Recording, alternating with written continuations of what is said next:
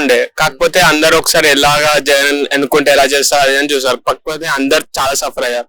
కాబట్టి మళ్ళీ టీడీపీ వచ్చి అంత అక్కడ సాల్వ్ చేస్తే బెటర్ అనిపిస్తుంది. సో ఇప్పుడు పవన్ కళ్యాణ్ గారు 2 చోట్ల ఓడిపోయారు కదా లాస్ట్ టైం, సో ఈసారి గెలిచే ఛాన్స్ ఉంది అనుకుంటున్నారు? అంటే ఆల్రెడీ 2 times ఓడిపోయారు. బట్ అప్పుడు అనేది అందరు ఏమనుకున్నారు అంటే జగన్ ఏదో ఒకటి చేస్తాడేమో, మంచి చేస్తాడేమో అది అని అనుకున్నారు. బట్ అట్లాంటి ఏం చేయలేదు. కాబట్టి ఈసారి పవన్ కళ్యాణ్ వస్తే గెలుస్తాడు పక్క. సో జగన్ గారు లాస్ట్ టైం ఇచ్చిన హామీలు అంటే నెరవేర్చారు అనుకో, పోలవరం ప్రాజెక్ట్ కంప్లీట్ చేస్తామని చెప్పారు కదా, చేశారు అనుకోవచ్చా? అంటే అది చేస్తామన్నారు, బట్ ఇంకా అది కంప్లీట్ గా అయితే కాలేదు.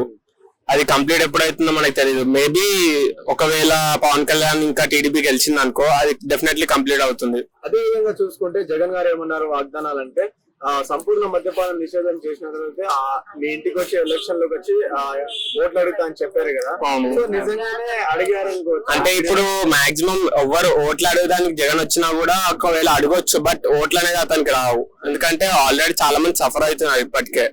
ఓట్లు అయితే పడవు. ఈసారి ఎట్లైనా పవన్ కళ్యాణ్ లేకపోతే టీడీపీ గెలుస్తుంది పక్క. అంటే రీసెంట్ గా చంద్రబాబు నాయుడు కుర్చీ మడత పెడతా డైలాగ్ కొట్టారు కదా, చూసారా? చూసాను. అంటే అతను అన్న దాంట్లో తప్పేం లేదు. అక్కడ ప్రజలు ఎంత ఏమంటారు దాన్ని సఫర్ అవుతున్నారో అతను కూడా తెలుస్తుంది. అతను కూడా ఒక రాజకీయ నాయకుడే. ఫస్ట్ అతను కూడా సీఎంఏ కాబట్టి అతను అంత తప్పు లేదు.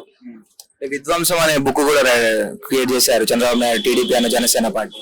అవునవును, చాలా బాగుంది. యాక్చువల్లీ నేను ఫస్ట్ టైం జగన్ గెలిచాడు కాబట్టి ఓకే ఏదైనా కొంచెం మారుతుందేమో అని అనుకున్నాను.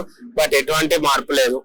మళ్ళా టీడీపీ ప్రభుత్వం రావాలని కోరుకుంటున్నాం. జగన్ గారు ఈసారి జగన్ గారి పరిపాలన చూశారు, గతంలో చంద్రబాబు నాయుడు గారి పరిపాలన చూశారు. అవును. సో వాళ్ళిద్దరి మీద తేడా అంటే ఏం చెప్తారు? తేడా అంటే అతను ప్రజలని వాళ్ళ దగ్గర ఎటువంటి ప్రాబ్లమ్స్ ఉన్నాయో తెలుసుకొని కొంచెమైనా సాల్వ్ చేస్తుండే. ఇతనికి తెలిసినా కూడా అట్లాంటివి సాల్వ్ చేయకుండా మళ్ళీ ఇప్పుడు ఏదేదో కొత్తగా ఆటలని అవి అని టైం పాస్ కి వచ్చిన అవన్నీ చేస్తున్నాడు తప్ప ఇంపార్టెంట్ ఏం చేయట్లేదు.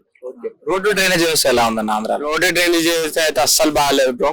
చెప్తున్నా, తెలంగాణ కొంచెం బెటర్ ఆంధ్ర కన్నా.